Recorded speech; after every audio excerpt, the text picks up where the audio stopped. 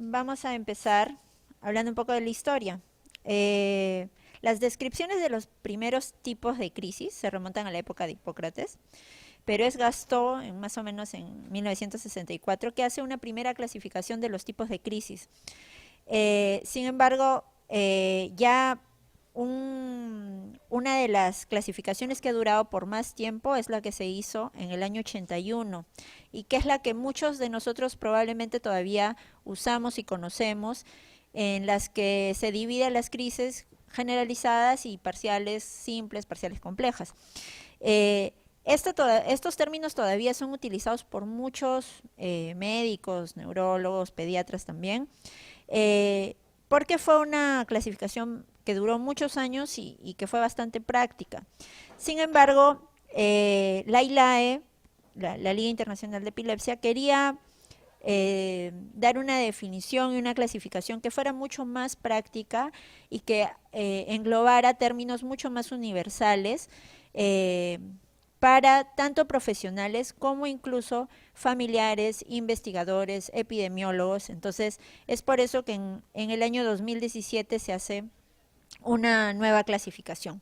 Para esto, la del año 81, de hecho, había tenido algunas modificaciones en el 2001 y en el 2006, en las que se hicieron reuniones de expertos y que se dieron cuenta de que justamente, a pesar de que la del 81 era una clasificación bastante buena, existían algunos vacíos en esa clasificación. Y esto era porque algunos síndromes clínicos epilépticos no entraban su definición no entraba con la clasificación anterior. Es por eso que se crea esta nueva clasificación. ¿Qué cosas se tuvieron en cuenta? Las manifestaciones de ciertas crisis son específicas de la edad y dependen de la maduración, de hecho, del cerebro. Las clasificaciones anteriores se han basado más que todo, como decíamos, en la anatomía. Eh, lo que debemos saber es que la epilepsia es una enfermedad de redes. Antes era, a lo largo de la historia, la epilepsia ha sido una ciencia que ha sido más tomada como una enfermedad de tipo local o focal a nivel cerebral. Sin embargo, ahora se sabe de que en realidad es una enfermedad más de redes y no solamente un síntoma de anormalidades cerebrales que son locales. Entonces, las crisis podrían surgir de redes neocorticales, talamocorticales, límbicas, de tallo cerebral, de diencéfalo. Entonces, bueno, como decíamos en la ILAE, a través de Dreyfus y Penry, en 1981 hace una clasificación que ha durado por mucho tiempo, en la que ellos reunieron una gran cantidad de pacientes y se les hizo videoelectro.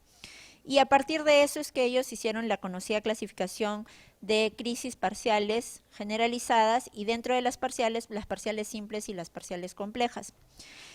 Sin embargo, en el 2017 se trató de hacer una clasificación que fuera más interpretativa. Entonces, ¿cuáles fueron los puntos claves de esta nueva clasificación? Bueno, en primer lugar, la clasificación de los tipos de crisis, la actual, es operacional, no está basada de hecho en los mecanismos fundamentales de la epilepsia.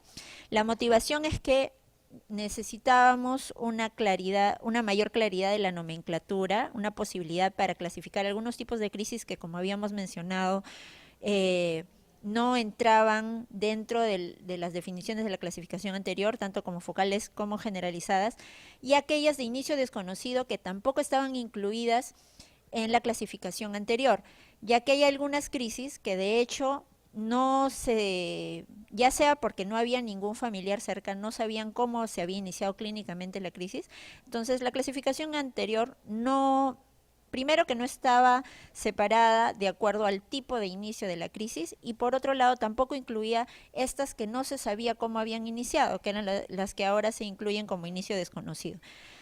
Eh, Al mismo tiempo, esta nueva clasificación va a tener subcategorías como que son motoras o no motoras y para las crisis focales se va a incluir algo que es bastante importante, que es que tenga o no alteración del nivel de conciencia.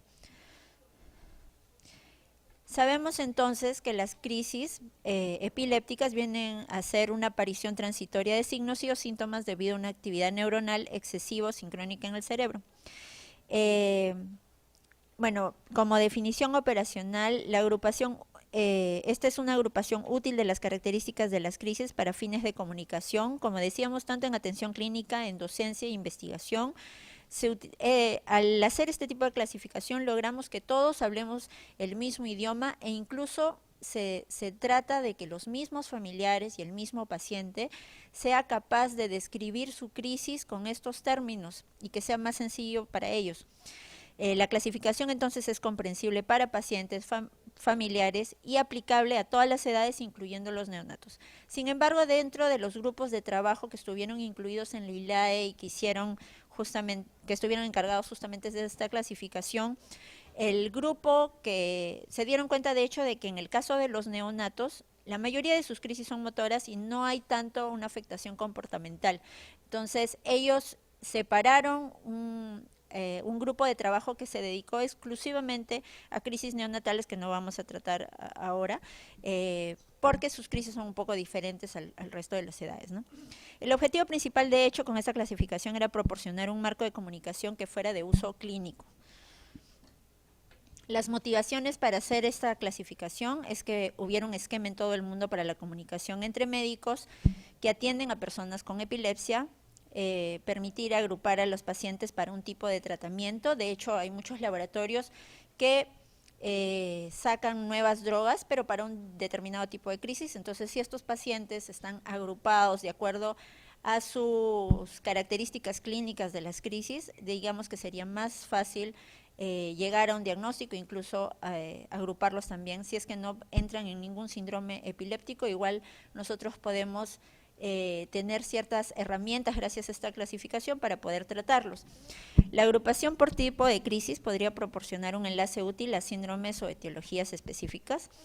Permite a los investigadores también centrar mejor sus estudios en los mecanismos de los diferentes tipos de crisis y proporciona palabras a los pacientes para describir su enfermedad de manera más sencilla.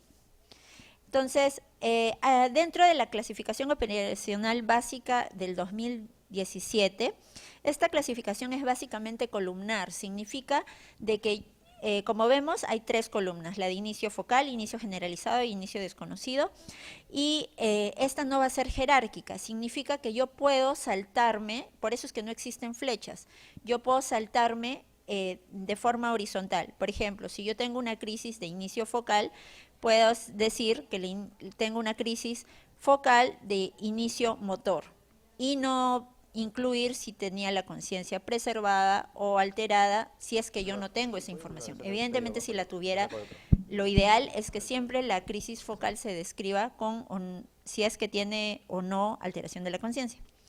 Asimismo, había un término que existía en la clasificación anterior que decía que era la crisis parcial secundariamente generalizada.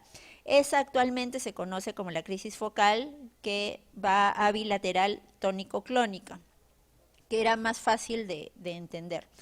Otra de las cosas es que si es que yo no puedo definir, porque nadie vio al paciente cómo empezó la crisis, por ejemplo, lo encontraron ya en el suelo convulsionando, pero no saben cómo empezó la crisis, me da la oportunidad de irme a la tercera columna y decir de que el inicio de esta crisis fue de inicio desconocido.